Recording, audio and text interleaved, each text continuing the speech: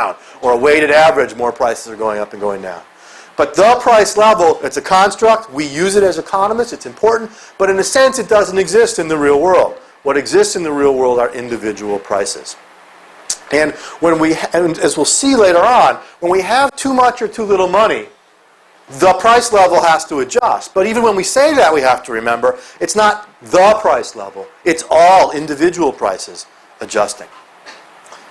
And it's those changes in relative prices that comprise the price level that really matter, as we'll see, for macroeconomic problems. Okay? And we'll also see, when we talk about this, that the Austrian concern with what we sometimes call injection effects or Cantillon effects, the way in which money coming into the economy affects individual prices, is all tied up with this as well. Another piece of this, and you just heard about this in the last talk, so there's not much more I'm going to say, and that's the time preference theory of interest, the idea of the interest rate as a price differential. Time preference is necessary and sufficient for the existence of interest, but actual market rates, of course, reflect all kinds of different factors, other factors than time preference. But time preference is that essence of pure interest. And this is important because the interest rate serves as a signal about people's intertemporal preferences. It indicates the degree to which people are patient and willing to wait, or the degree to which they're impatient and want things now. So time preference is key to this story about how monetary exchange works as micro-foundations. Another piece of this puzzle is the work of Mises and other Austrians, of course, on the idea of monetary calculation. And the key here is that the current array of prices in the marketplace help entrepreneurs and owners plan, helps them form their plans, form their budgets. It helps them decide on the actions they might take. It guides, those prices guide production decisions. But what's important, and Professor Kersner noted this morning, and I'll talk more about it tomorrow, is that for this calculation, for this budgeting, for this whole process to take place, prices have to be determined by the market, and I would argue reckoned in terms of money.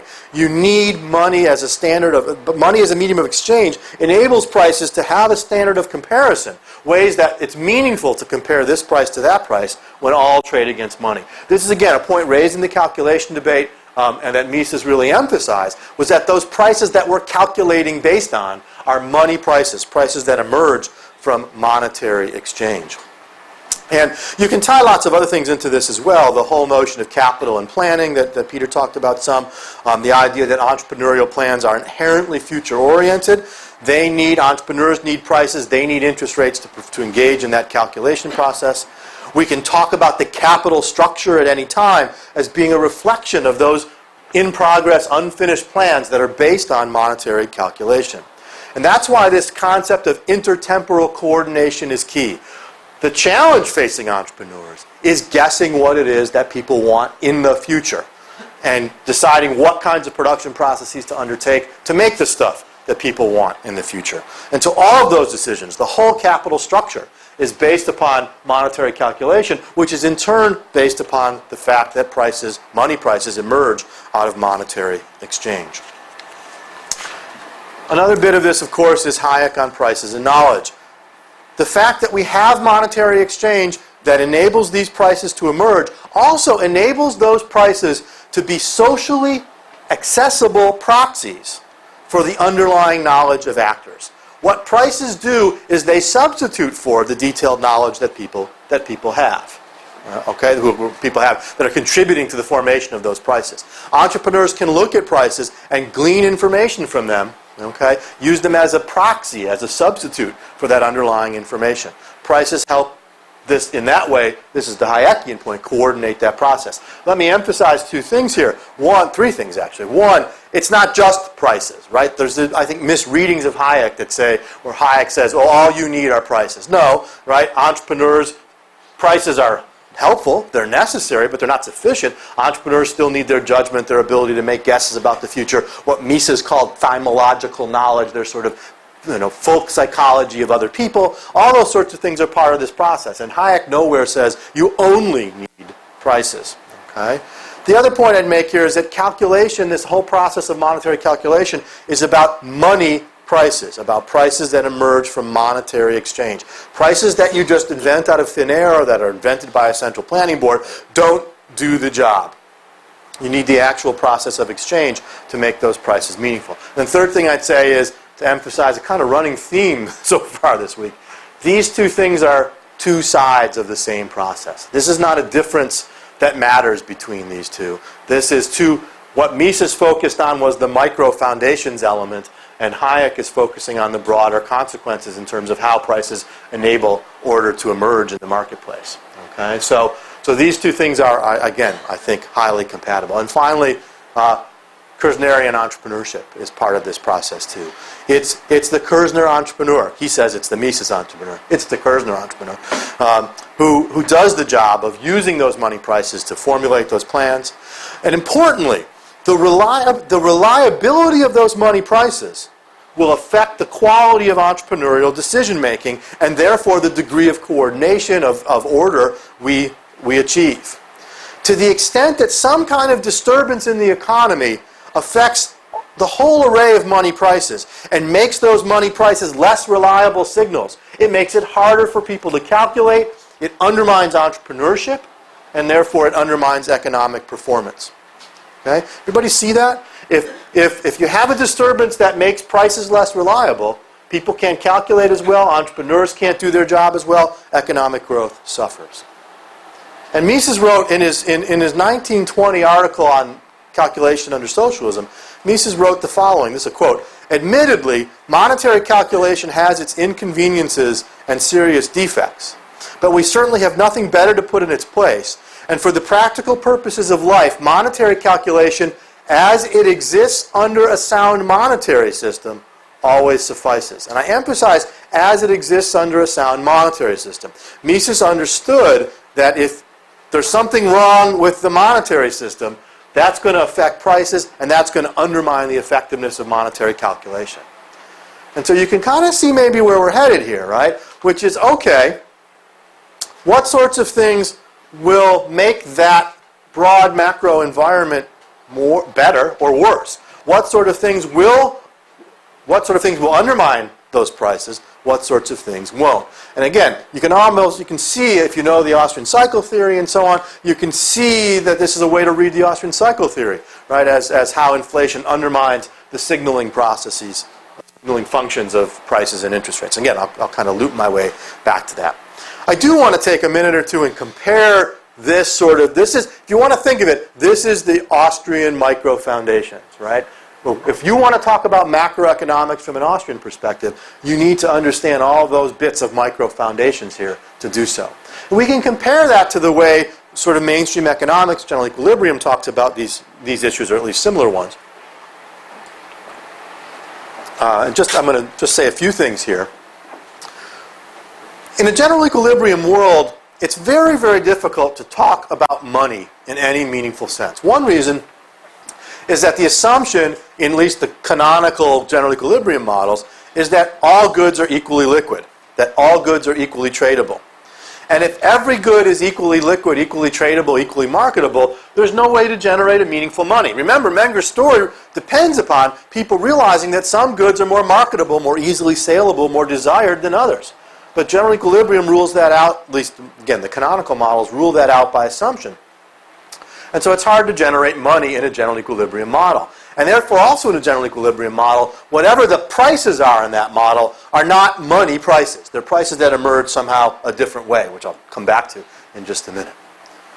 A second problem with those general equilibrium frameworks is that they are essentially models of barter.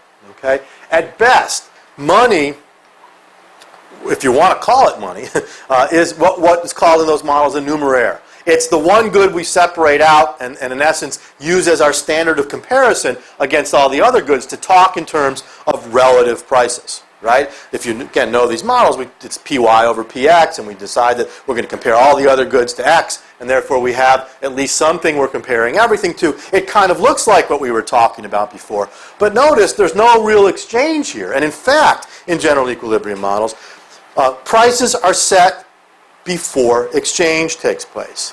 Right? That the auctioneer ensures that price determination is distinct from any process of exchange. Prices are finalized before goods change hands in those models. What role can there be for money, and what effects could it have if that's how you're setting up the model.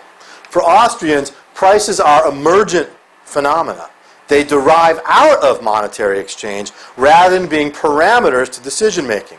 Sure, prices inform our current decisions, but those decisions don't take prices as given. In fact, what entrepreneurs do is to imagine, as Kerzner argued, different prices. In GE models, neither money nor prices can emerge from exchange because there is no money and prices have to be set before that exchange takes place. So for Austrians, prices, money prices, emerge out of, they are the dependent variable, not the independent variable. And the other thing I'd say, oftentimes one point of language confusion here is this term relative prices.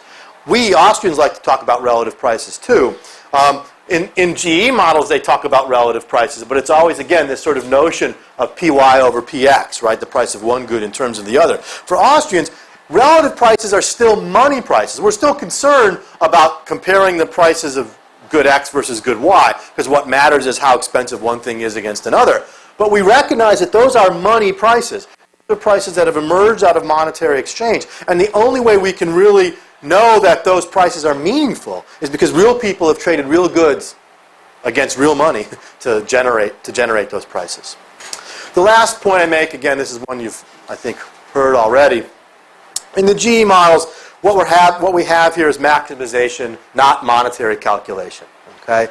Individuals within these models know what they need to know. We had, Kerzner had the indifference curve and the budget line up there, and sort of, made this point, right? Think about his decision-making room, right? You go step out for a cup of coffee, we'll tell you what you decided, okay? And the way I put that is, there's no decision, there's no deciding there, right? Your choice in these models is implied by the data. You don't choose. Once you know the data, you know what people will do, okay? And it's the auctioneer, not exchange, who creates prices in these models. And prices, again, are independent variables only. They're not emergent. They're not dependent variables. They don't come out of the process. So these are very different vision of the micro foundations, of a very different vision of how prices emerge than we see in the Austrian story. Okay? So, how does that get us to macroeconomics? All right. Well, if we sort of put all this stuff together for a minute, okay, we can begin to see this point about money as the medium of exchange and time as the medium of production. And that macroeconomics is, again, the economics of time and money.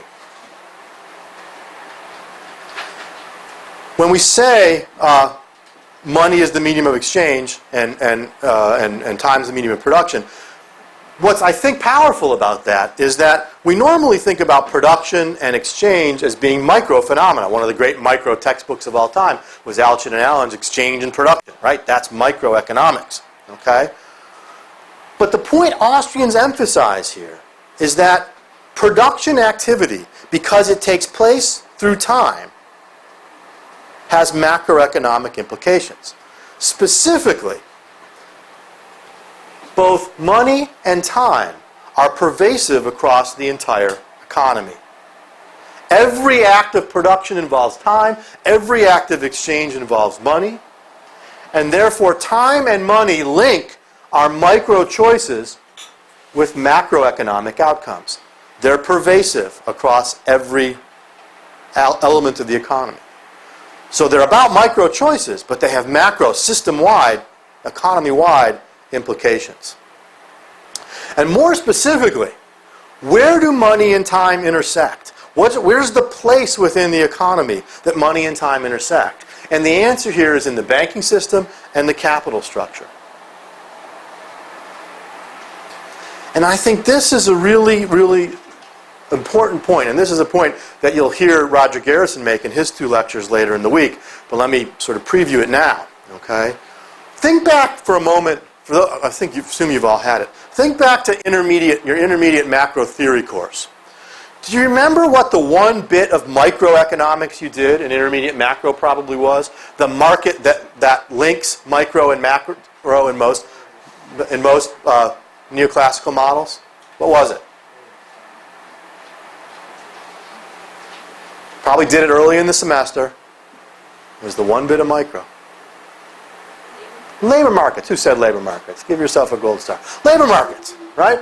Labor markets, for most of the 20th century, have been that bridge between micro and macro. And really since Keynes, and it's Keynes' work, right, and the emphasis on unemployment in Keynes, that made labor that bridge. And Roger Garrison refers to those models as labor-based macro. Well, for Austrians, the link between micro and macro ultimately is capital. And what Austrians do is capital-based macroeconomics. Because the intersection of time and money is capital. And the activities of the banking system that translate savings into investment and generate capital in the capital structure. That's where the bridge is for Austrians. That's why the subtitle of Roger's book, Time and Money, is Capital-Based Macro. Again, I don't want to steal too much of his talk from later in the week. But the key point here to recognize then is that if time and money are right, whatever that means, then the microeconomic discovery process will do as well as it can. If this is working, if time and money are doing their jobs, if the banking system is doing its job appropriately, then everything else, all the rest of the economy that's based on that interest rate signal, on having the right, whatever that means, quantity of money in play, those things will work themselves out okay. If they're wrong, there will be pervasive, systematic, and problematic effects.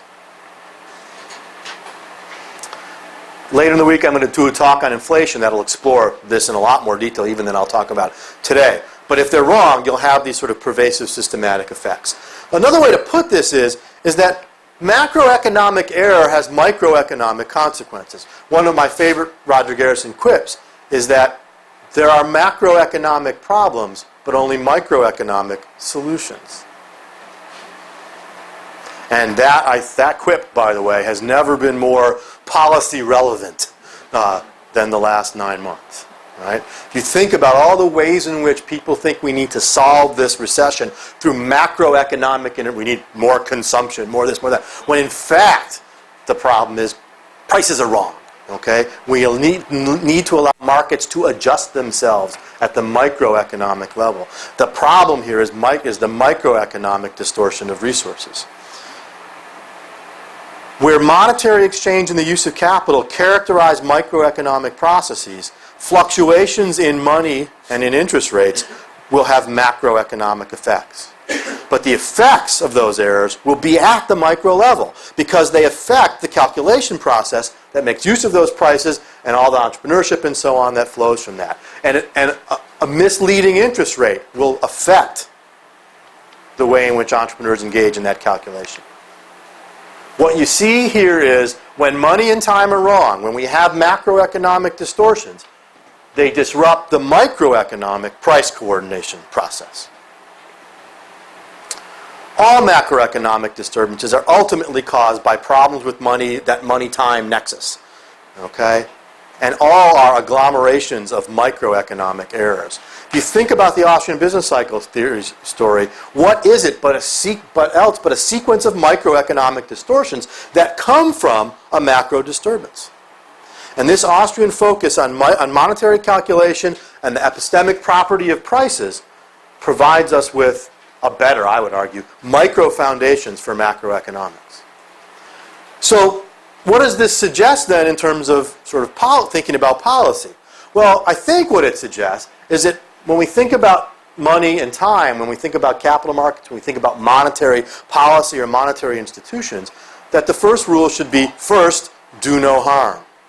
That what we want to do is create the right institutional framework that will allow the microeconomic process to unfold unhampered.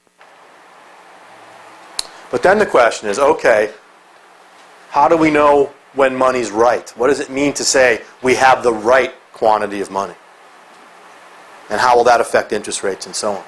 And that set of questions is the second half of, wow, even right at 2:30, look at that. Okay? The second half of my talk is to now look at this question of, all right, what's the right quantity of money and how does it relate back to these micro foundations? And for this, we're going to explore what's known as the monetary equilibrium tradition and the monetary equilibrium theory. So let me kind of give you a quickie little outline of the second half of this talk. I want to talk a bit about who and what the monetary equilibrium theory tradition is. I want to define monetary equilibrium, and that's going to take us a little bit of time to work through some of the details there. I want to talk about the ways in which monetary equilibrium can be used as a guide to policy. Okay? In other words, what does this tell us about what good monetary policy might look like? And then I want to talk a little bit about the two possible monetary disequilibria that we could get. I'm going to say just a very few words about inflation and Austrian cycle theory. You're going to have numerous detailed discussions of that later in the week. I want to say a little bit about deflation, what's sometimes called the Wickselian rot. And then I want to end by talking about the question of the price level and the productivity norm. That is, what do we imagine the price level will do in an economy where the money supply is right? Does that mean price stability? Or does it mean something else? So that's the second half. Okay? All right, so the monetary equilibrium tradition. Who, what are these folks? Well, this was a line of thought in monetary theory, I would argue, that really begins with Knut Wicksell, the very famous Swedish economist, wrote at the turn of the opening of the 20th century. Wicksell, by the way, is the person responsible for the concept of the natural rate of interest that is so central to Austrian cycle theory. There's no doubt that Mises, for example, was writing within and grappling with the ideas of Wicksell, was roughly a contemporary of his, in Mises' work in Theory, Money, and Credit, and other kinds of places. And so there's a healthy group of folks we might identify in here, and I'll mention a few. Wicksell and Mises, I think, belong in here. There are the so-called American monetary disequilibrium theorists, Harry Brown, Davenport, Clark Warburton. These are sometimes called the early American monetarists. That's another name they go by. People writing really before the Great, or up to the Great Depression, who adopted this framework. There were later Swedish thinkers here, Gunnar Myrdal, who we normally don't think about as being someone we count in Austrian-friendly circles, given some of his later work. But Myrdal's work on monetary theory was in this tradition and is very useful. One of the great, fun, bizarre, crazy economists ever, D.H. Robertson, Dennis Robertson. If you've ever tried to read Dennis Robertson's work, it's very difficult to read. He kind of has his own language, his own way of talking about things. But he was a brilliant contemporary of Hayek and Keynes on the right side of most of those issues, though he framed things a little bit differently than Hayek did. But Robertson was a tremendous anti-Keynesian. There's something, by the way, about monetary theorists that make them sometimes adopt their own language. Another good example of this, and I would include this person roughly in this tradition too, is William Hutt, the great South African economist of the 20th century. Hutt also had his own sort of language and way of talking about these things, but he too was in this same group. And I think also then, again, I mentioned Mises, but I think many of the Austrians fall into this. I think you can make the case, I'm in the middle of a debate on the Austrian Economist blog as we speak about whether Hayek falls into this tradition. I believe he does. I think I can make that argument. What I'll note here, and maybe come back to later, and you can certainly raise it in the Q&A, is who doesn't fit into this tradition. And I think within Austrian economics, there is a Rothbardian tradition in monetary theory that does not fit in, that rejects this monetary equilibrium tradition. That takes, I think the best way to view it, I think, is to see Rothbard as taking a different interpretation of some things that Mises said and sort of coming out into a different strand of thought. And that ties back to some other thinkers from earlier in the 20th century out of a very different tradition. And I'm, again, happy to, I'll mention this a little bit later again too, but I'm happy to talk about it in the Q&A. And one of the great disagreements among Austrian economists right now are debates over whether this monetary equilibrium tradition or this more Rothbardian tradition is the more appropriate way for Austrians to be talking about monetary issues. I hate saying this because it will guarantee to bring up the question later on, but so be it. It's also tied into the debate over free banking and 100% reserves, which is another big internal debate among Austrians. And those two things are, the monetary equilibrium folks tend to be in favor of free banking, while the Rothbardian monetary theorists, from that perspective, it's linked up with their preference for 100% reserves. But again, that's things we can talk about in the Q&A. Again, so Mises, Hayek I would include in here. There's textual evidence. The other point I want to mention here is the role of this concept of neutral money and the neutrality of money. And again, this is a concept that we see knocked around in the mainstream and among Austrians a lot. And I think it has multiple meanings. It's one of the most confusing terms that we use in monetary theory as Austrians try to talk to non-Austrians. The way it's used in mainstream theory is to describe a money whose introduction has no effect on the structure of relative prices. Okay? That it refers to money as a whole, money as a good, money as an institution is neutral in this sense. And more specifically, money's neutral if you say double the money supply, each and every price doubles. And there's no effect on relative prices from changes in the money supply. And again, that's a particular way that it gets used. Hayek, though, had a little bit different usage of this term, which was a more, I would call it a more policy-oriented use, which was that neutrality was a property of monetary policy, or of monetary regimes, even better. To say, how do we, under what sort of monetary system would money not exercise a deleterious influence on price formation? That is, can we imagine a system in which money facilitates price formation through monetary exchange, but doesn't influence that in a problematic way, that does the best it can to make sure those prices continue to tell the truth, to signal well? And that when we think about monetary policy, we don't want money to become an independent source of disruption of that price formation process, of interference. The analogy Hayek sometimes used was that money inflation can cause static in a telecommunication system, right? It's like you can't, when you have a staticky radio signal, you can't quite really hear what it's saying as well as if there's no static. What we want to do is have a monetary system, monetary institutions that avoid creating static. I think that's an effective way to think about it. So a property of monetary policy or of monetary institutions, not money itself. And finally, ideally what we want to do is avoid inflation and deflation. Now, whether that means the price level should be stable, I'll talk about at the end when we talk about the productivity norm. But certainly part of this monetary equilibrium tradition was how do we avoid inflation and deflation, and what exactly does that mean? Okay, and does it mean that the price level is necessarily stable? Okay? All right. Now, what I want to do is now sort of define what exactly we mean by monetary equilibrium. And as the name suggests, we're looking at an equilibrium between the supply and demand for money. In this way, we're viewing money like any other good in the economy, where ideally what we want is a monetary system that produces the quantity of money that, and this is important, that the public wishes to hold at the current price level. And that phrase, at the current price level, is important for reasons I'm going to sort of loop back to shortly.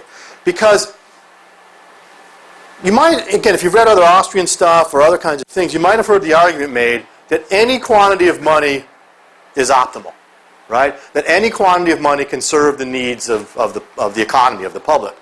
That's true if you're willing to allow the price level to change, and if the changing price level, you don't believe, causes any problems.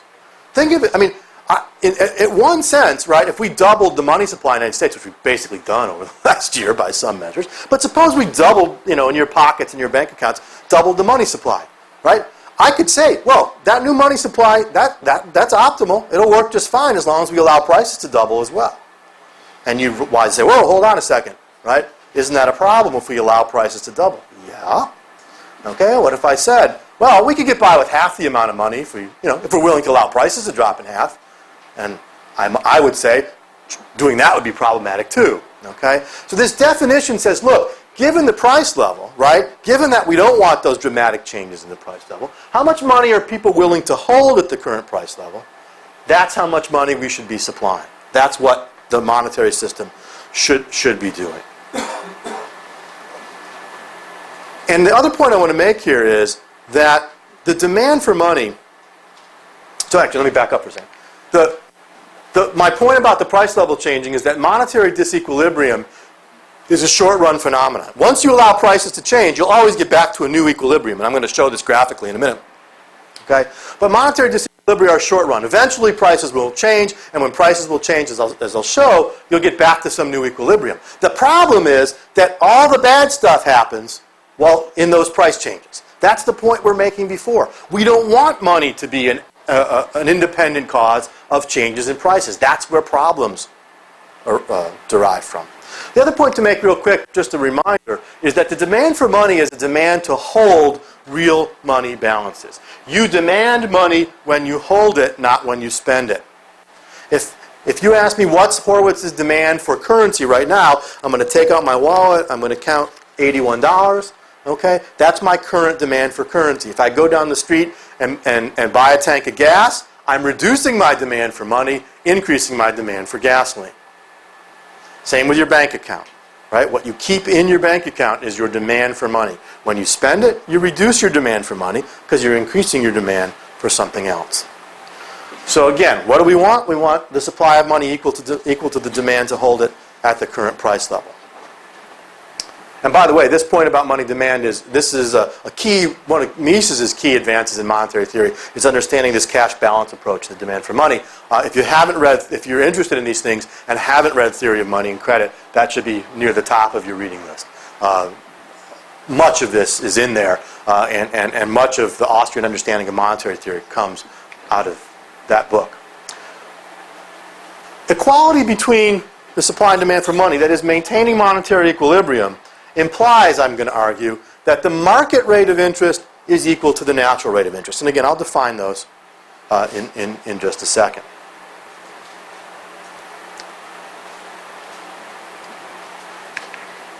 The market rate of interest is the rate that banks are charging for loans. If you go to the bank and say, I want to take out a loan, what are they charging? That's the market rate of interest. The natural rate of interest is, again, another analytical construct here. We can't do monetary theory without them.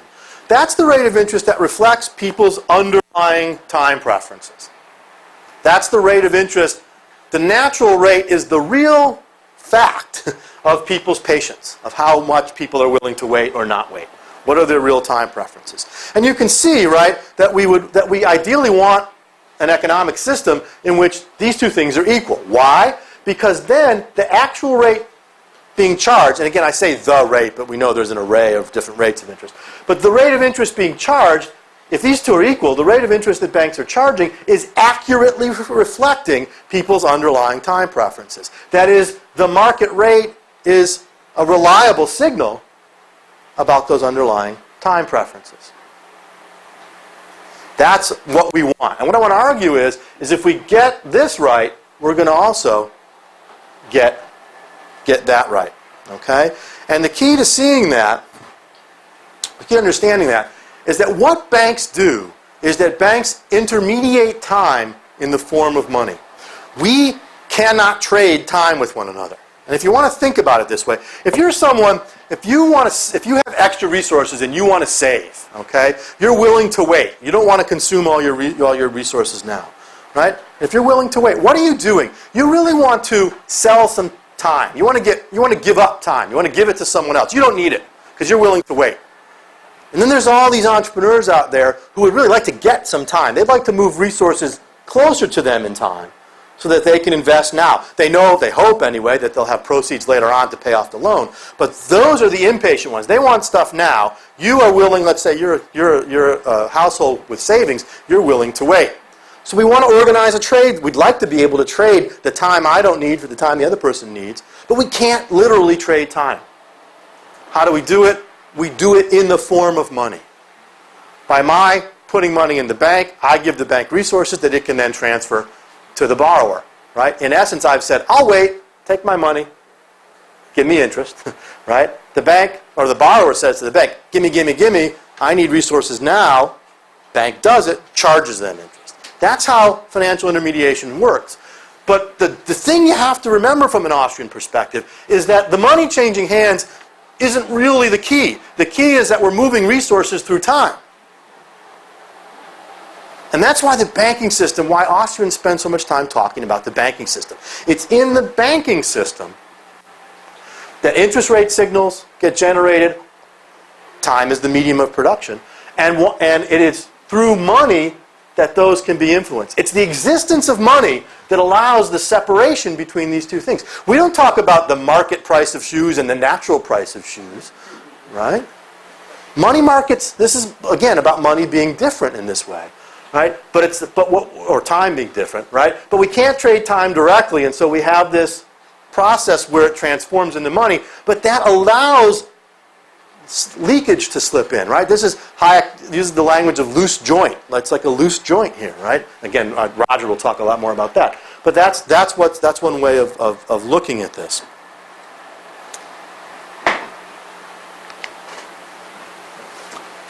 It's also true, if these two things are equal, and it'll help us understand this in a minute, that savings and investment are equal. And I use the phrase ex ante savings and investment.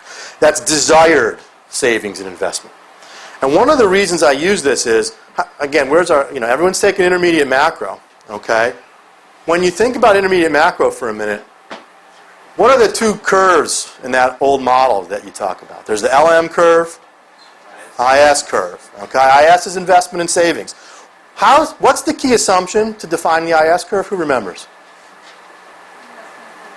Say it again. 2 gold stars, I think. Say it again. Savings and investment are equal at every point. Savings and investment are equal at every point along that curve. Very good. Okay? And how is that defended? Well, the usual defense, and it's a Keynesian construct, says, hey, whatever's invested must have been saved. If I borrowed, someone else had to lend resources, right? It's got to be equal. That's an ex post, after the fact, equality of investment and savings. In that model, that ISLM model, there's no way for investment and savings to ever not be equal. They're equal by construction. They can't ever diverge. And that divergence is key, as we'll see if you know the Austrian cycle theory story, that the possibility that these will diverge is key. But they can't even diverge in the Keynesian model. And part of that is the Keynesian model defines these two things after the fact. It's like saying there can never be disequilibrium in a market, in a shoe market, because, well, if we sold 50 million shoes last year, 50 million people must have bought shoes, therefore equilibrium. That's not what equilibrium means. Equilibrium means that that plans are in coordination. Of course, you could put a price control on a market. The number of shoes actually sold, will equal the number of shoes actually bought. Duh, it's tautological. All right? The problem is when they're divergent ex ante, where people's plans don't match up, that's when trouble arises. And what the monetary equilibrium theory tradition argues is if you get this right, you get this right. And let me make the argument. It requires a little bit, I think, of simplification. But the easiest way to see it is that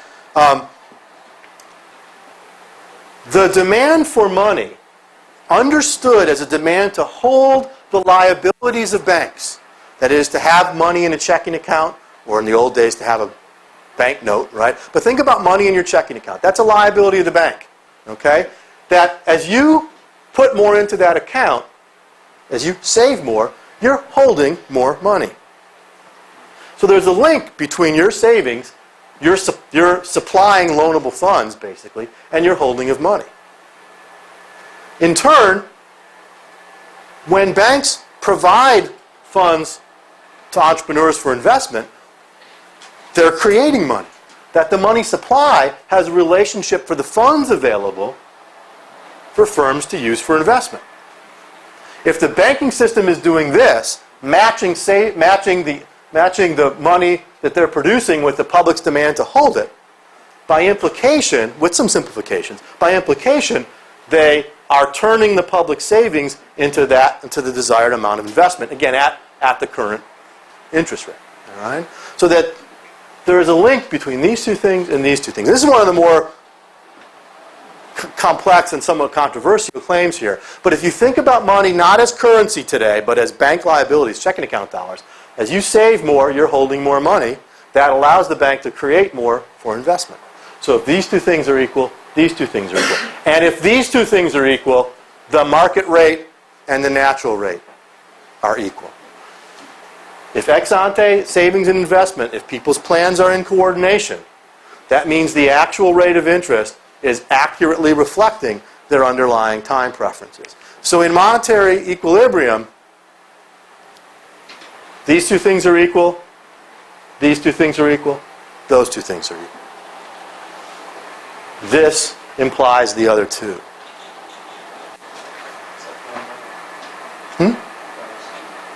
And if that's all true, we're doing what we want to be doing in terms of policy. If that's all true, we're avoiding excess supplies and demands for money. Excess supplies of money, just another word for inflation. One way, this is a monetary equilibrium definition of inflation, that inflation is an excess supply of money. And deflation is an excess demand for money, right? Or an insufficient supply, if you want to think about it that way. Notice, by the way, that defining inflation as an excess supply of money is not the same thing as defining inflation as any increase in the money supply. By this definition, some increases in the money supply are appropriate. For example, and we'll talk about this in a minute, if the demand for money rises, monetary equilibrium theory says the supply of money should rise to match it. Because if you don't, you'll wind up with an excess demand for money and deflation and the problems associated with it that I'll talk about shortly. Either one of those situations of monetary disequilibrium, inflation, deflation, have microeconomic consequences. They do their harm by disrupting that price coordination process that I talked about at the beginning.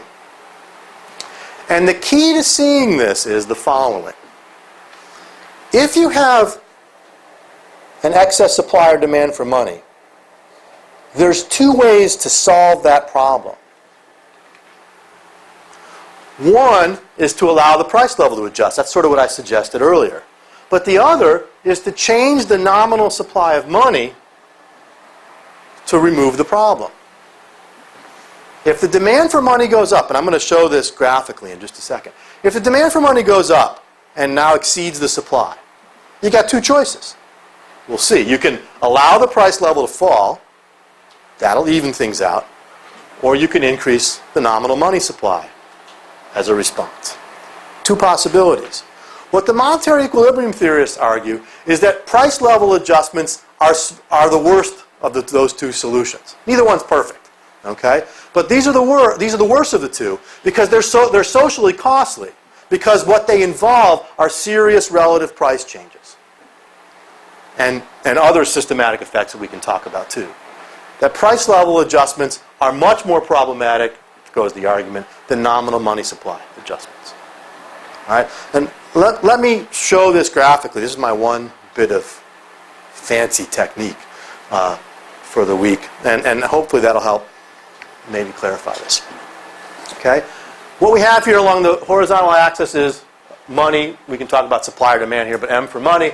Along the vertical axis, we have 1 over P, or 1 over the price level. And that's another way of thinking about the value of money, right? If the price level goes up, right, 1 over P goes down, money's less valuable. If the price level falls, 1 over P goes up, the value of money's higher. It's a sort of cheater's way of thinking about the price of money, but notice I've used the word the value of money. By the way, again, intermediate macro quiz number 3. When you do the little diagram in intermediate macro and you put money down here, what usually goes in the vertical axis? I heard it. Interest rates, right. Once again, a Keynesian construction about the belief about what the demand for money is based on and what interest rates are determined by. The Keynesian assumption is that the intersection of supply and demand in the money market determine interest rates. Austrians, all Austrians, monetary equilibrium or otherwise, as well as monetarists would say, well, monetarists, depends which day of the week, would say it's the price level, it's the value of money that is determined there. All right, so again, I didn't do this with fancy PowerPoint like Roger's going to do, but imagine you sort of start here with this demand for money curve and this fixed supply of money. Okay, so we're at equilibrium point 0 there. All right, got my, whoops. That was bad. There we go. Where's my little pointer? Oops, that's not it. Oh well, it's on here somewhere. All right, anyway, we'll ignore the pointer. All right, so we started at our little equilibrium point 0 here. Imagine that the demand for money rises, and we move out temporarily to point A. Pretend this second money supply curve doesn't exist yet. We're in disequilibrium here at point A. We're out stuck on this money demand curve out in the middle of nowhere here. What are our options? Okay? Well, if we do nothing, as it turns out, the price level will fall, which means 1 over P will rise, and we'll work our way back up here, back to this new equilibrium point here. Right? Our other option is to expand the money supply, in essence turn A into a new equilibrium point without any movement in the price level. And the argument is that those movements in the price level are so problematic, right? Because you might say, well, what's really the difference between A and A prime? They're both equilibrium points, right? And I could say, what's the big deal here? So the demand for money went up, prices fall. We're back to where we were before, right? We're just at a new equilibrium point, right? Think about an increase in the money supply in sort of standard neoclassical models. Okay, you increase the money supply, prices go up by the same amount as the money supply. Everything's back to where it was before. What's the big deal? Okay, if you just look at the two equilibria, you might say, well, what does it matter? The point I want to make is it matters a lot because the process, the disequilibrium process of going here to here, is problematic. For reasons, again, I'll explore in detail in just a minute, but it disrupts that price mechanism in the process. By responding here with an increase in the nominal money supply, we avoid those price level increases. We prevent that process from disrupting prices in that way. Okay? So again, you can see there's two options here. You can respond to any situation of disequilibrium, of monetary disequilibrium, by shifting the nominal money supply curve or by allowing the price level to work itself out. The problem is that working itself out is problematic. Okay? Just think about inflation because it's probably easier to see with inflation. If we expand, why is expanding the money supply, if we started here and we just decided to expand the money supply, why would that be a problem? Okay? Well, what people have this extra money, they spend it, that drives prices up. Right? Eventually, prices rise enough so that people are happy with the new money supply. End of story. Right? Well, no, we want to say that's not the end of the story because those prices rising, that process by which prices rise, causes all kinds of disruptions in the economy and generates a cycle. So with inflation, Austrians usually say, well, we don't want to just let prices rise, even though that will, in the long run, eliminate the disequilibrium. And what monetary equilibrium theorists argue, same with changes in the demand for money. So I'm getting a little short on time. Let me jump ahead. I just want to say, again, a few quick things about inflation and deflation. In my lecture on inflation later in the week, I'll talk a lot more about various costs and consequences, okay? But as I just was suggesting, once you recognize that the way in which that an excess supply of money translates into a rising price level is through people spending those excesses. You have more money than you wish to hold during an inflation, right? You might say, how is that possible? Well, money's not the same as wealth. You can have, if I want to go buy gasoline, I have more money than I wish to hold. I wish I was holding less money and more gasoline. And during an inflation, people find themselves with too much money. What do they do with it? They spend it. That drives up the price level. But as they spend, they don't spend evenly on all these different goods. Different people spend in different ways. Different people have different marginal utilities of money, different marginal utilities of different goods.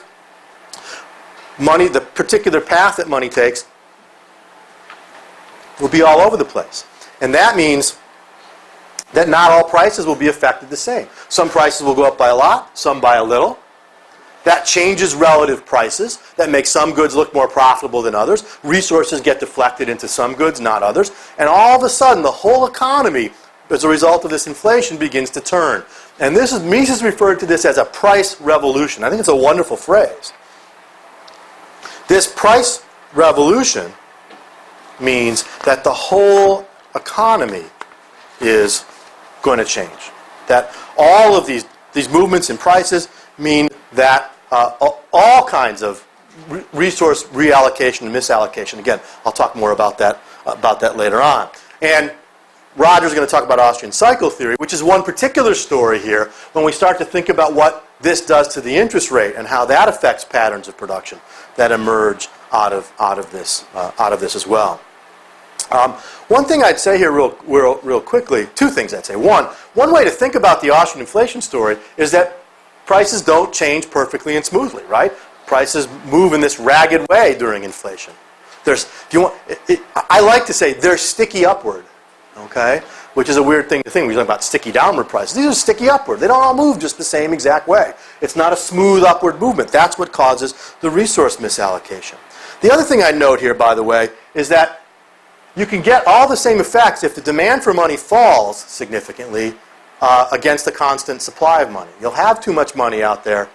It'll get spent. It'll generate all these same kinds of effects. That's why inflation is defined in this tradition as an excess supply of money, not just an increase in the money supply. I should say also that though I'm treating inflation and deflation as mirror images of each other here, that doesn't mean they have equal weight in the real world, right? We know in the real world that inflation is a much bigger problem than deflation, mainly because government central banks have every incentive in the world to err on the side of inflation and reduce the value of their own debts than they do on deflation. But deflation does happen. We've seen it, okay? So it's not irrelevant, okay? But as a practical matter, it's certainly less crucial than inflation. But as a theoretical matter, we want to make sure that we talk about both. So what happens during deflation? All right. Well, people find themselves with less money than they'd like to hold. Not enough money. Their actual money balances are less than their desired money balances. So, how do you get more money? Well, there's a number of different ways you can accumulate more money, right? But there's only one of them that you control yourself. What's the one way you can increase? Remember, you're still earning income, but you want to increase the amount of money you have in the bank. What's the one thing you can control to do that? Okay, so I hear savings on one half, spending on the other. Two ways of saying the same thing. The easiest way to think about it is you can reduce your consumption spending. Okay? If you slow your spending, your bank balance will accumulate, right? And you'll have more money. And so you can't completely control that because it requires a buyer, right? All the other things you can think about require someone else. Reducing your spending is the one thing you can most easily and completely control. All right? And if people reduce their spending, what happens? Well, imagine the economy full of supply and demand curves. Right? All those demand curves start to shift down and in. And here's the key to the story. What the monetary equilibrium theorists argued is that prices are sticky downward too. Not because of government interventions, although those are important and make matters worse. But just because markets discovery processes don't instantaneously and accurately bring prices down. This goes under a whole bunch of different names, sometimes called the who goes first problem, because all the sellers are hesitant to be the first one to cut their prices for worry that they won't profit from it without their input prices falling and so on. Whatever the case may be, we know both empirically and there's theoretical reasons to say that prices won't immediately fall the way that we'd like them to. Okay, and the result, again, imagine supply curves, demand curves, those demand curves start shifting down, the price gets stuck too high for a little while, and the result is that we get quantity adjustments, right? Firms can't sell off all their goods. They can't sell off all their goods at those prices. They see revenues down. They hire less labor, right? Maybe wages don't fall. So we get all these things happening at once, right? And we begin to see unsold inventory of goods. We also begin to see unsold labor, sometimes called unemployment. Okay? As people's incomes fall, they may shrink their expenditures even further, right? And so on. All the time there's this downward pressure on prices, but they don't give way right away. And to the extent that they don't give way right away, we get what's sometimes called the Vixelian cumulative rot. Okay? Which is when buyers aren't buying, someone else isn't earning income. If someone else isn't earning income, they're not buying. That means someone else is earning them. They're not buying. And if those prices don't unstick, or better yet, the longer it takes for those prices to unstick, the worse this becomes. And certainly government policy can make this much, much worse, as it did during the Great Depression, during the early 30s. But even without that, it will take some time for this to unstick itself. And in the meantime, you'll see unemployment. You'll see all the signs of a depressed economy. Just for those of you who are interested, there's links here between this argument and sort of the reinterpretations of Keynes associated with Clower and Leonhoff. And I put the question mark next to Keynes because that's always under debate. The result, one way of thinking about this too, is that under under an excess demand for money, the market rate, unlike the Austrian cycle theory where the market rate's below the natural rate and it leads to the longer capital production and so on, here you've got a market rate that's too high. And instead of forced savings, like in the Austrian cycle theory story, you get forced investment, which is really just firms having unintended inventory accumulation as they can't sell things off. The high market rate makes it look like people are really impatient when they're not. And so producers get a signal that sort of says, people want stuff now, but they really don't. Okay, and since they really don't, we get the unintended inventory accumulation. So there's this sort of mirror image between the inflation and deflation story.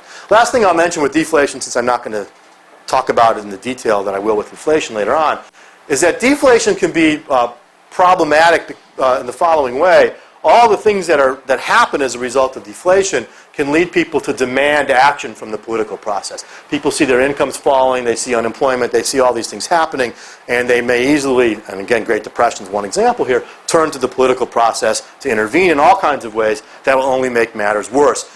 And again, the other example you might look at, although it's not a monetary deflation, just the fall in housing prices and how that's impacted people's wealth and the way it's made people ask or demand political relief would be a good example.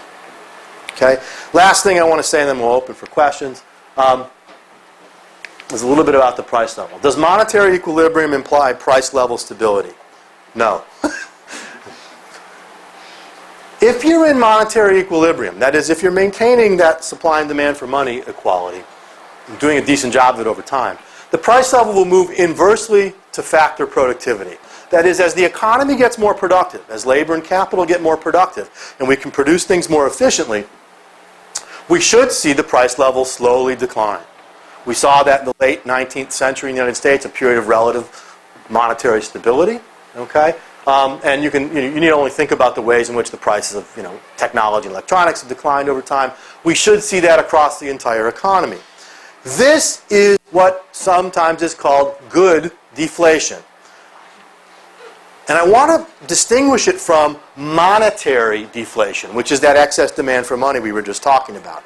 And this gets confused in all kinds of popular discussions of deflation, including Austrian ones. Okay? This is okay. Okay? And by the way, some people argue that monetary equilibrium theorists always want to avoid deflation, and therefore we'd want to, say, increase the money supply to offset this. No, no, no. Not at all. This is good. This makes people richer. But notice, where's the fall in the price level coming from? Not from too little money, but from increases in productivity. That's okay.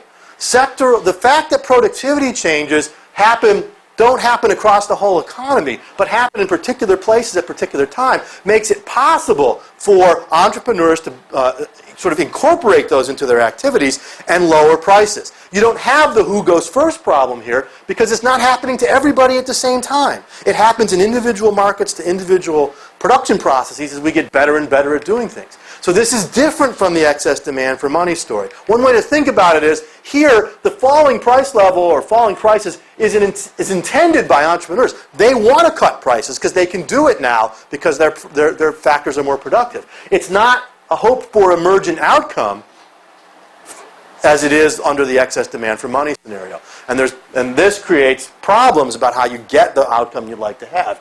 But here it's intended, not emergent. I'm going to flash this last point, but again, for those of you who know a little bit of monetary theory, the falling price level here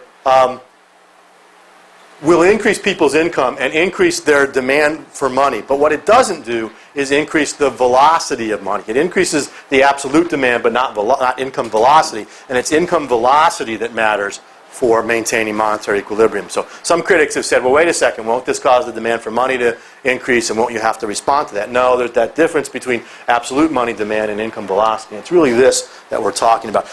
If you're interested in that stuff, in fact, the reading, I'm pretty sure I put it on the reading list, but I have a paper on my website from the Journal of History of Economic Thought from 1996, something like Capital Theory, Inflation, and Deflation.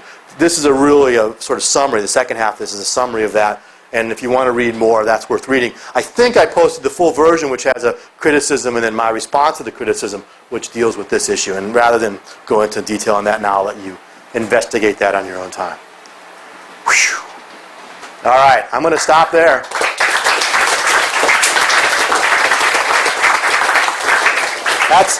That's a lot of monetary theory in 65 minutes. I got time for questions. Yeah. No, go ahead. Yeah. I'm really confused by your argument. Are you suggesting some kind of a monetary authority, or I'm not glad to try and this before. Are you saying the demand for money is rising? Yep. It's better to have increase the money supply? Yes. Still advocating for some kind of a monetary authority? Yeah, that's a great question. We were just actually discussing this very question back among the faculty. The question is, if given a central bank, should the central bank increase the money supply if the demand for money increases, right? Because one of the things, I didn't make the argument here, okay, but let me sort of detour back to that question, all right? The question I didn't ask or didn't try to answer is, what monetary system would best maintain monetary equilibrium? Okay. My own answer to that question is that what a free banking system would do is actually maintain monetary equilibrium. A 100% reserve system, by the way, would not. Okay? But the interesting question then is, okay, in the world of the second best, where we have actual central banks, can monetary equilibrium serve as a guide to central banks? And here's how I would answer that question. In theory, yes. And in answer to your question, in theory, what the central bank should do, if it knows that the demand for money has risen, it should respond by increasing the money supply, ideally enough to offset that increase in demand. Okay? I'm going to anticipate your buts. Okay? But wait, hang on. Let me run through all the buts. Okay? And there's ways that central banks can do that, right? If you know the quantity equation, what we're really saying here is what monetary equilibrium amounts to is stabilizing MV. That M times V should be constant, right? And therefore, actually, I got the chalkboard with me. We can do this, right? That if you think about this, I'm going to use Y, but you can use Q or whatever you want to use, okay? That what we're saying here is that if that monetary equilibrium amounts to making sure that this stays constant. And Hayek in the 1930s argued for this as the goal of a monetary policy. He talked about a constant stream of monetary payments.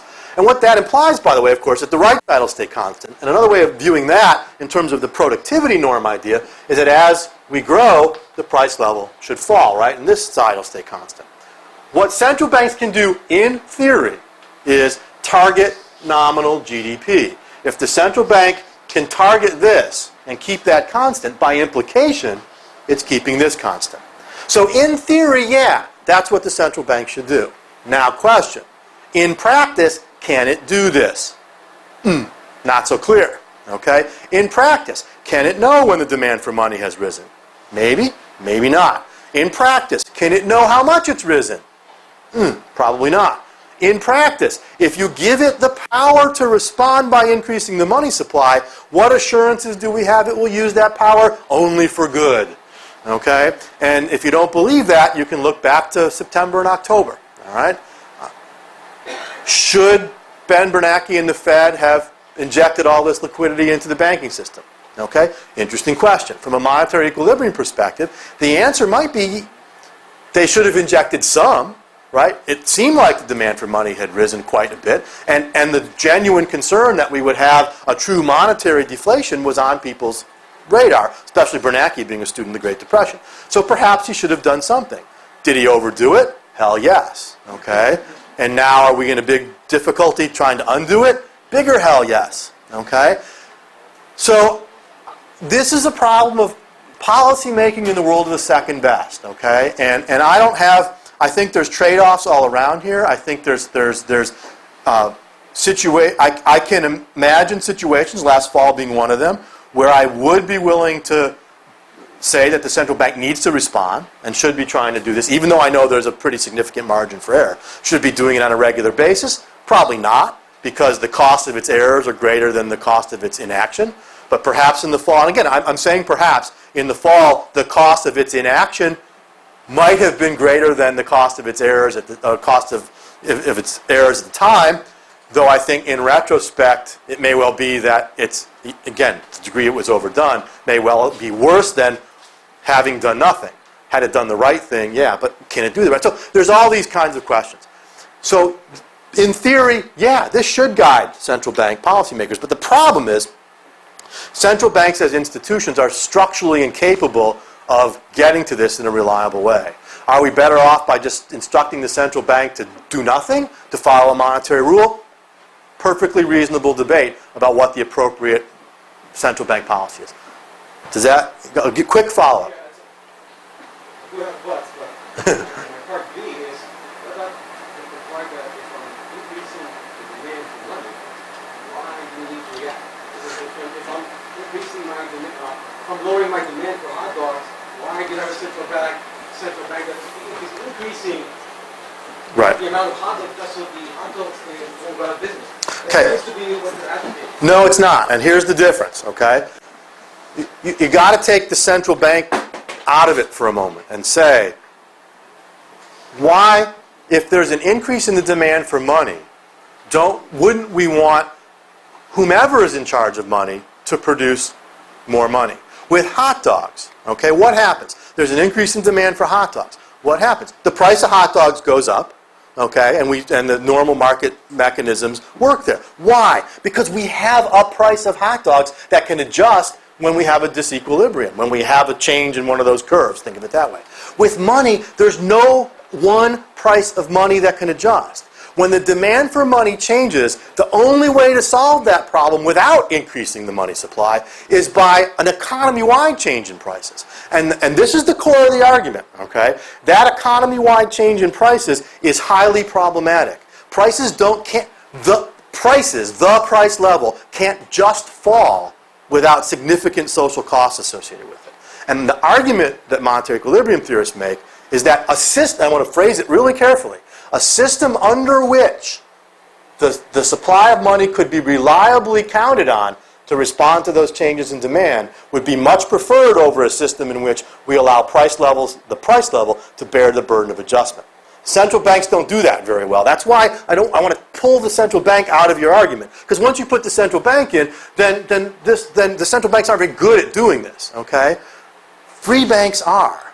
Okay, and the argument, from my perspective, for an unregulated free banking system is that it would maintain monetary equilibrium and avoid those price level, those socially costly price level adjustments. It's the notion that money has no price of its own. That means that's why you have to make the changes in the nominal quantity, the nominal supply of money, rather than allow the price level to do it. Okay, I know there's been a couple other questions there. Maybe we need to stage this more of a hypothetical, but do you think a free market, a free banking money system is susceptible to supply shocks? Based on? Suppose we were on the gold standard. That we were regulating, but that was just emerged. One of the concerns people have about free banking system is that it would be, again, subject to supply shocks if it was based on gold, and that's the kind I would prefer.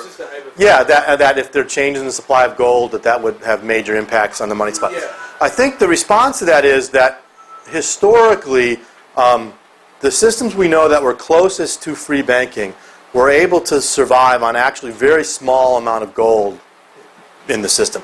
The reserve ratios were very low, and that wasn't problematic.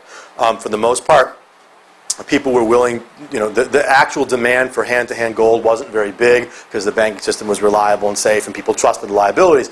So when the actual quantity of gold it takes to make the system run effectively is pretty small, it's not like gold's going to be a major factor. So I think there's some interesting literature on that suggests it isn't all that susceptible to supply shocks. That literature? Yeah, remind me afterwards. Okay.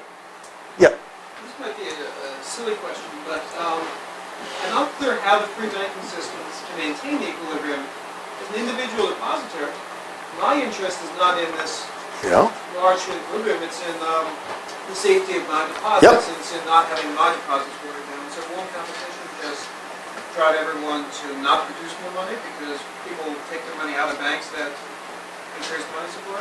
But that assumes that the increase in the money supply would actually water down the value, the value of the dollars that individuals are holding, which it won't necessarily. It won't. If you how do I put this? If you want to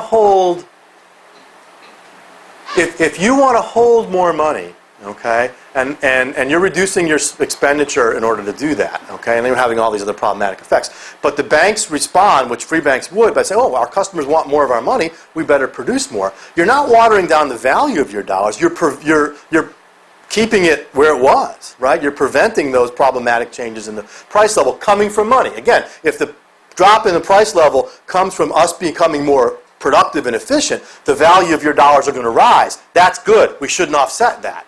But we don't want the value of your dollars to rise because we have a shortage, which is going to cause all these other kinds of problems. And so free banking systems will use the signals within the banking system to respond appropriately. Does that get at your question? Wouldn't I still be better off relative to everyone else if my bank didn't print more notes and everybody else's bank did? If your bank didn't the bank itself has no incentive to not produce those notes. Think of it this way, okay? If you start reducing your expenditure and start trying to accumulate in your checking account, okay, the signal the bank receives is that its customers want to hold more of its want it to produce more of its liabilities. The bank says, wow, we can make more loans, produce more dollars, earn more interest. If we stand by and do nothing, we're sacrificing that potential interest we could earn. So when banks, this is how the free banking system works, right? When the demand for money rises, banks get a signal that says, people want more of your money.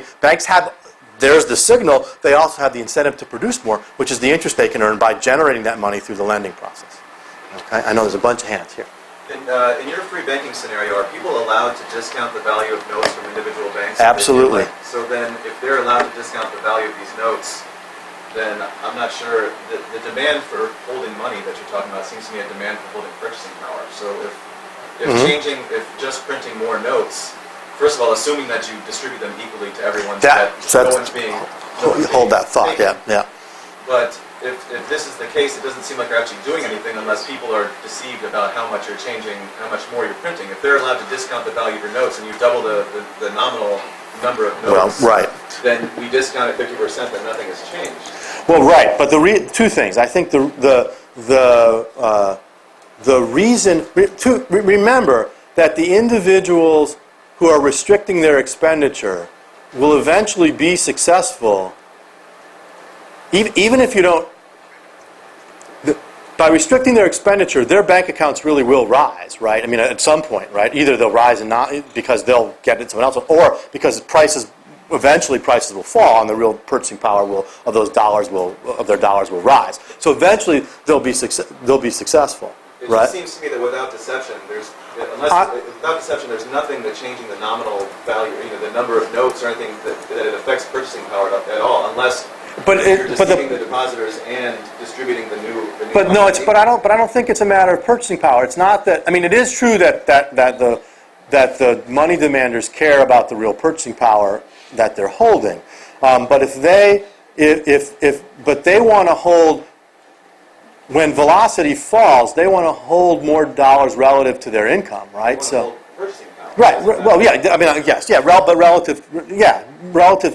They want to hold a bigger percentage of their income as money, right? They're just feeling like the what money is buying right now is not. Or well, it doesn't have to be that. It could also be that they perceive heightened uncertainty, and they want to be more liquid, right? And that's the same thing as saying that the money that holding that purchasing power has become more valuable. I mean, vis-a-vis like the goods available on the market right now.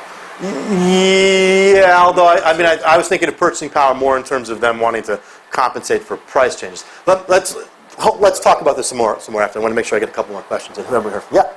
I have two problems with this, and both could be traced to the theory of money and credit. First one, your criterion is price level stability. It's not. No, I don't. So what is it? No, I don't want to hold the price level stable. So what do you want to MV. hold stable? MV. So you want to hold the value stable, value of money stable. No, I don't want to hold the value of money. I want to hold the stream of money, total stream of money payments constant, right? The value of money can change. The value of individual dollars can change, right? But then there's just more those are changing hands more quickly, or whatever the case.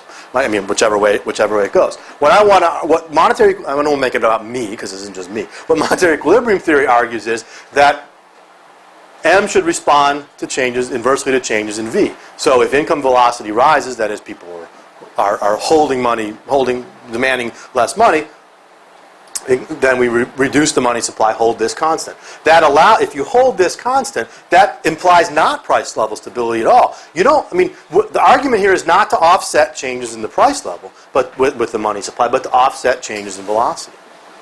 So let's say you have a perfect central bank that will do the policy as well as it is supposed to be done. Would the central bank what should it follow, or what should it do? What should it look at?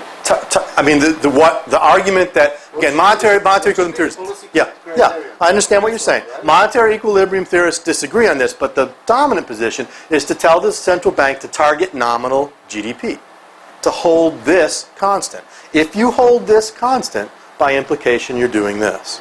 Holding this constant, right? Or holding this constant, probably want to target this is the better word, okay? If you target this, that means as the economy grows, let the price level fall. So it's not targeting, I want to make that really clear. This position is not targeting price level stability. The book to read on this is George Selgin's book, Less Than Zero, where he makes this case in great detail. This is not a price stability argument. This is an argument for for holding this constant or targeting nominal GDP and allowing the price level to move inverse to productivity. What concerns monetary equilibrium theorists, and this is why the hot dog question is such a good question, what concerns monetary equilibrium theorists is offsetting potential changes in the price level that have a monetary source. All right? And the concern is you cannot isolate changes in the demand for money or change in the supply of money to one market. The effects will always be systematic and pervasive. Increases or decreases in demand for money, or if the bank decides to lower or raise the money supply if it's a central bank, those will always be pervasive.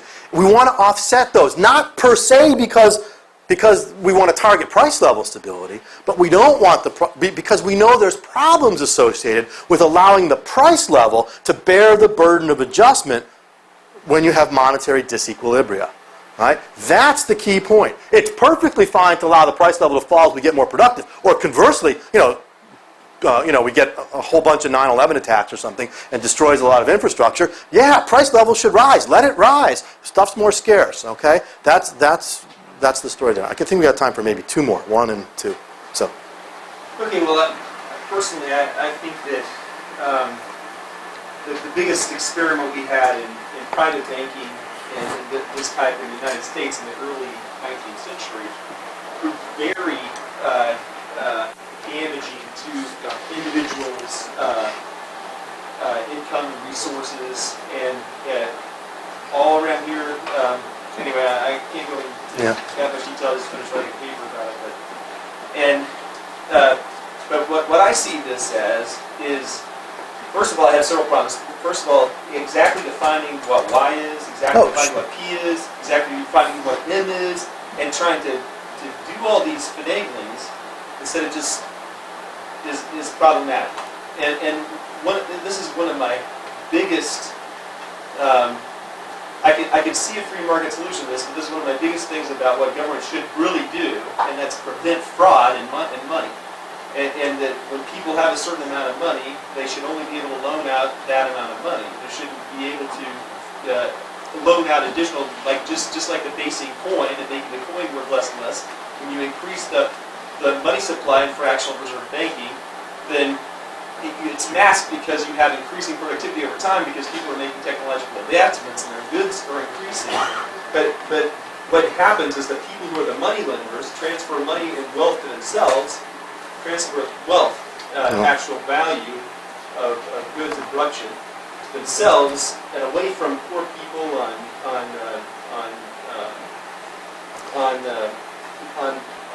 limited or like on a steady income where they can't change their income.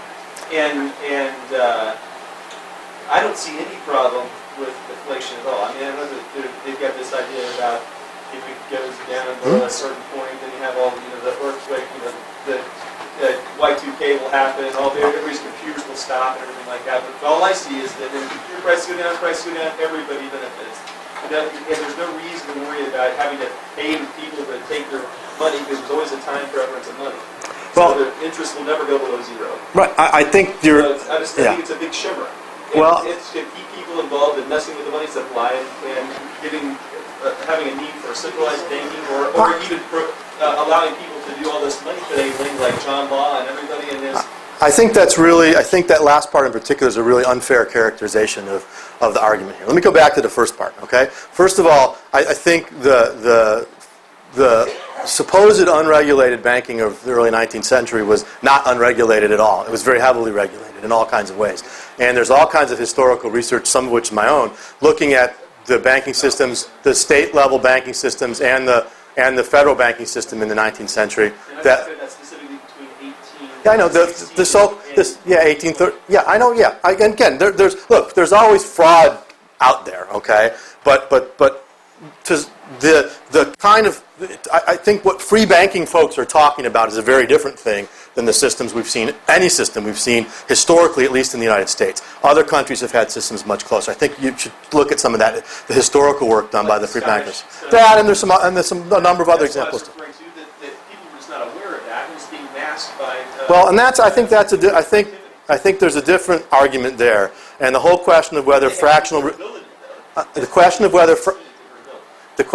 fractional reserve banking is inherently inflationary or inherently fraudulent as a whole is another set of questions. I don't think it is either one. Okay, I don't think it's inherently inflationary. I don't think it's inherently fraudulent. And in fact, you said government's role should be to prevent people from defrauding using money. Government's the biggest defrauder of all when it comes to money. Right, and I agree too. Okay, and so that's why your characterization at the end of what free banking, to sort of compare it to John Law and all that stuff, that's not what this is about, okay? And the argument, I think, if you read what the free banking theorists have to say, their argument is that this system would in fact prevent the kinds of exactly the you're concerned with, would be better at preventing inflation and deflation, unless you simply want to define inflation as fractional reserve banking or any increase in the money supply. Once you define it that way, then there's the discussion here becomes problematic, because you've defined away the possibility that adjustments in the money supply could be justified. So let me let the last question get in, and then we need to take a break. I was at the Smithsonian Museum of American History a few weeks ago in Washington, D.C., and they have an exhibit there that talks about the history of money in the United States. Mm-hmm. The primary argument that they made for the reason that we went to a fiat currency system was because there wasn't enough metal in supply to cover the economy. Yeah. So this is propaganda. Yeah. So how much money is an optimum amount of gold? And the problem that we have is when we argue with socialists in Washington, D.C., my buddy and I, they're always saying, well, when we have the California gold rush, that was a huge inflation money. So why not have centralized authority where humans can control the inflation rather than some natural causes where you have a huge gold find that it creates humongous inflation. As if humans have been so good at controlling inflation. I think that the answer to that question is, again, if you look at historically at the systems that have run on fractional reserves and run well without bank failures and so on, like the Scottish system that was mentioned, again, this is now 250 years old, but they ran successfully on about a 3% reserve ratio 250 years ago, okay, with near zero failures. I'm just guessing today, but I'm imagining you could run a gold standard-based fractional reserve banking system today with banks holding well under 1% against their liabilities in actual gold. Now, again, if you think fractional reserve banking is inherently fraudulent or inflationary, that's not going to be impressive. That's going to be a problem. Okay, but that's not my position. So I don't worry. There's plenty. Look, the United States government has plenty of gold in Fort Knox, right? If they just put it up for sale, okay, be not a problem at all to run a free banking system based on gold. Now, if you want to talk about a 100% reserve banking system where every dollar of money has to be backed fully by gold, then you need a different quantity of gold, and you've got all kinds of other questions that come in. But again, we can talk about that, over break or in discussion groups or whatever, because we are at time. Okay, go ahead. You can applaud first, and then one quick announcement.